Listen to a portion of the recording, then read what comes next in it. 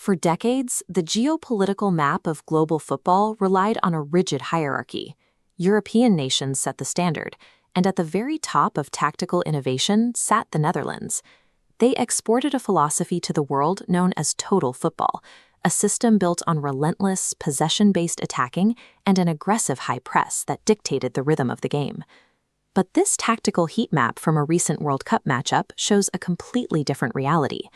Instead of their trademark aggressive press, the Dutch retreated into a 5-man backline, holding just 30% possession. The opposition forced this retreat, suffocating the midfield and pinning them deep. The team executing this strategy and forcing Europe's giants into a defensive shell was Morocco. Historically, African nations were expected to play pragmatic, survival football against European heavyweights. In this match, Morocco seized the initiative, dictating the tempo and forcing the Dutch to react to their movement. This proactive approach was entirely intentional. The Moroccan Football Federation made a hard pivot, deciding to scrap their historically defensive tactics in favor of a highly ambitious attacking identity. To execute this, they brought in a new manager, Mohamed Abi. In his very first press conference, Abi made his mandate clear. They were going to play as the protagonists on the pitch, and their goal was to win the World Cup. Playing that demanding style requires an elite level of technical skill, so the Federation built a massive pipeline, aggressively recruiting top-tier dual national players directly out of the elite European development academies. This map illustrates the flow of that specific talent pool. Take Nusair Mazraoui. Born just outside Amsterdam, he came up through the vaunted Dutch academy system, only to be told he wasn't good enough for their national squad. Morocco successfully recruited him to their side. Issa Diop followed a similar path. After being rejected by the French under-20 system, he accepted Abi's invitation to represent his mother's home country, securing redemption on the international stage. Once on the pitch, this newly assembled core proved its worth. Morocco's highly technical midfield consistently won the ball back and rendered established global stars like Frenkie de Jong a non-factor for much of the match. This shift in tactical parity is the direct result of a deliberate systemic blueprint designed to bridge the technical gap with Europe's elite.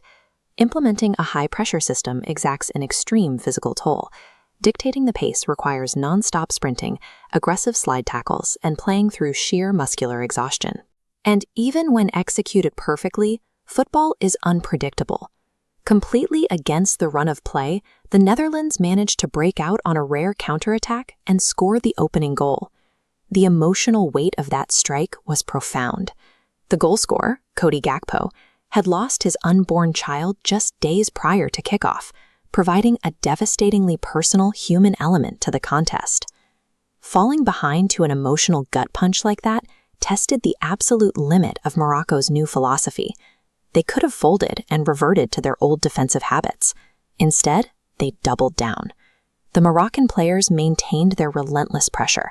Several players sustained severe head injuries, heavily bleeding on the pitch, and outright refused to be substituted out of the match.